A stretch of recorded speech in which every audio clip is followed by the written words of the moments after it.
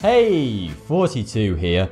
Every year, Forbes compiles a list of the most powerful people on Earth, based on the amount of human and financial resources they have control over, as well as their influence on world events. Let's reveal the top 10 and, more importantly, find out what makes them so powerful.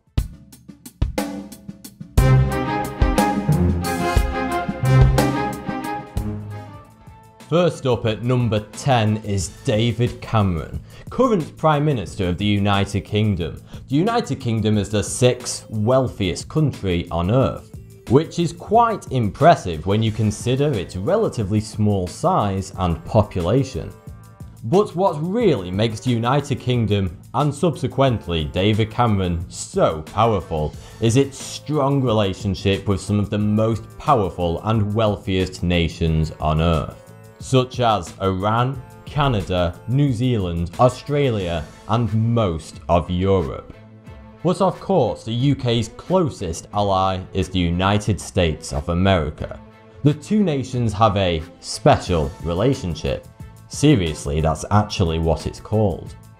The two countries share intelligence, military, and their economies. The UK is also one of the few countries that has active nuclear weapons, in the form of their fearsome nuclear Trident program.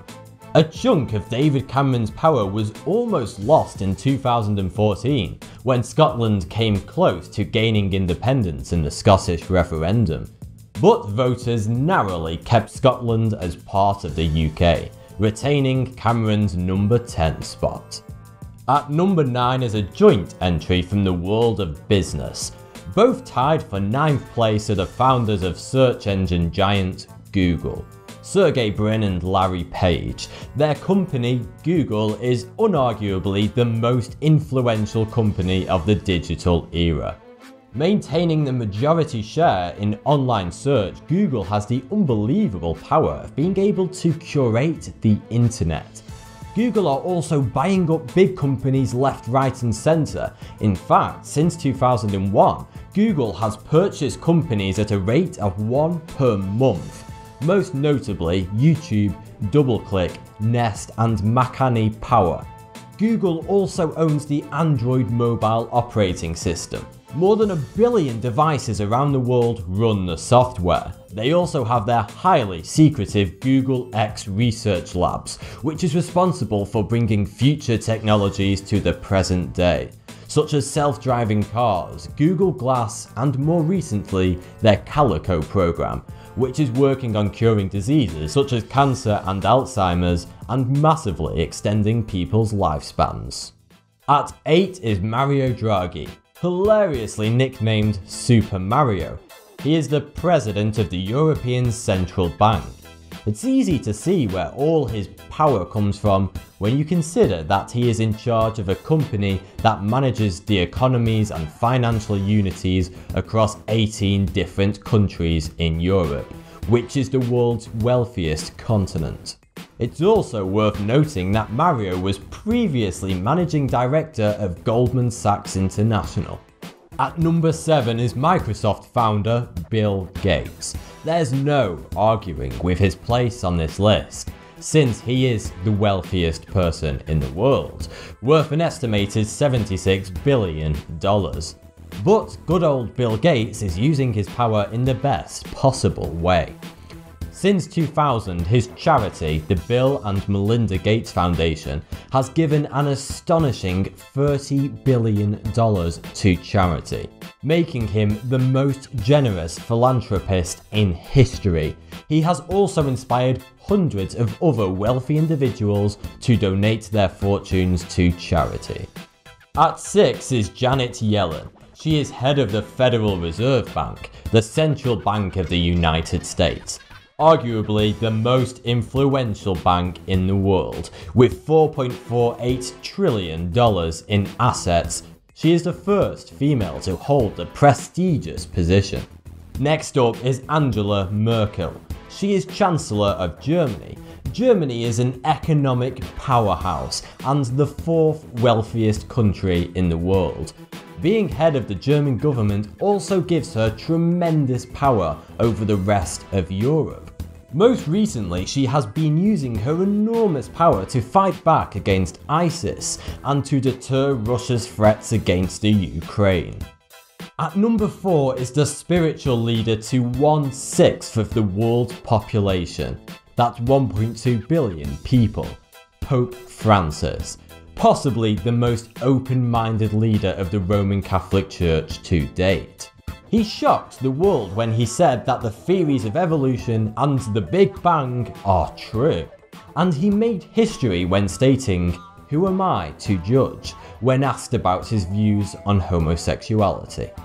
At 3 is Xi Jinping, leader of the 3 major parties of China: the Communist Party of China, the People's Republic of China, and China's Central Military Commission.